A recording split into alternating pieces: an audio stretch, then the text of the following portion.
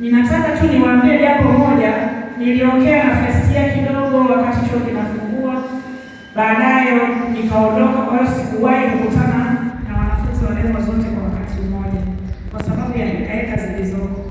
Na hata sasa, kwanza naomba niwaombee msamaha au udhuru. Kuna walimu niliwaalika wameshindwa kuja kwa sababu nimewaacha ndani. Dr. Zakayo yuko ameomba sana hataweza kuja kwa sababu ilibidi nimwache asimamie zoezi la maki. Huwezi kuondoka unaacha watu halafu wenyewe wote hakupenda kwa changamoto. Si kama mnavyojua sisi tuko wawili tu. Kwa hiyo mmoja akiondoka lazima mwingine amaki. Walitamani kuja lakini mimi nikasema ngoja niwawakilishe. Kwa hiyo tujue kwamba tuna changamoto ya walimu pia katika idara yetu.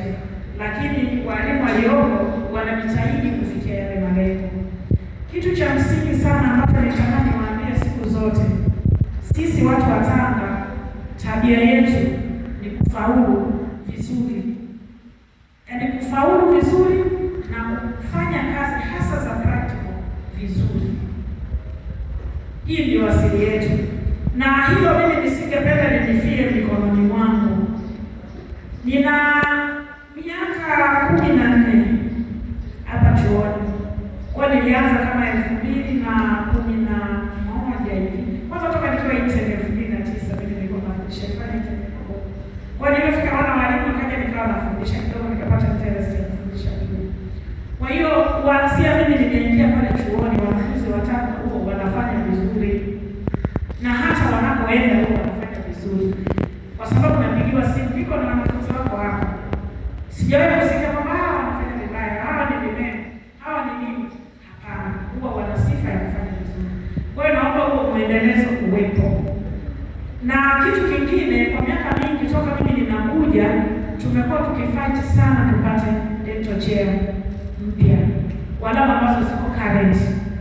Ina maana toka 2011 ninakuja, hata hizo current zilikuwa sio za hizo za sasa hivi.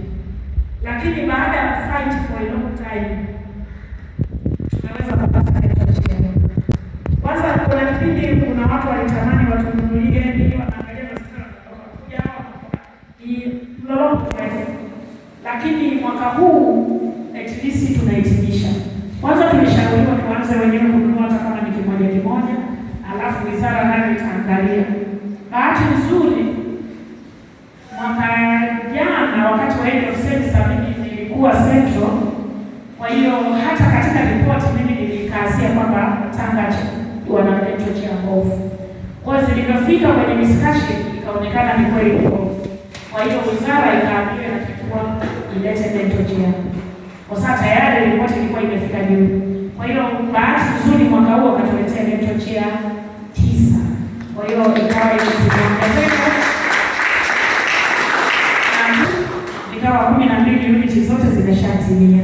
Kwa hiyo ni jambo kubwa, kwanza ni mapinduzi makubwa sana katika kliniki yetu.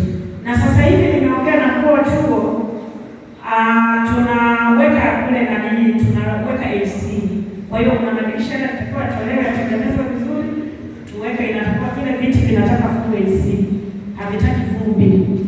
Kwa hiyo ndio tuko kwenye process. Kwa hiyo baada ya muda dental chair itakuwa ni ya mfano mimi. Yaani kwenye Tanga nzima pasiwe na dental chair au tuseme pasiwe na dental clinic kama ya kwetu, ili wateja pia tuwafute wani direct.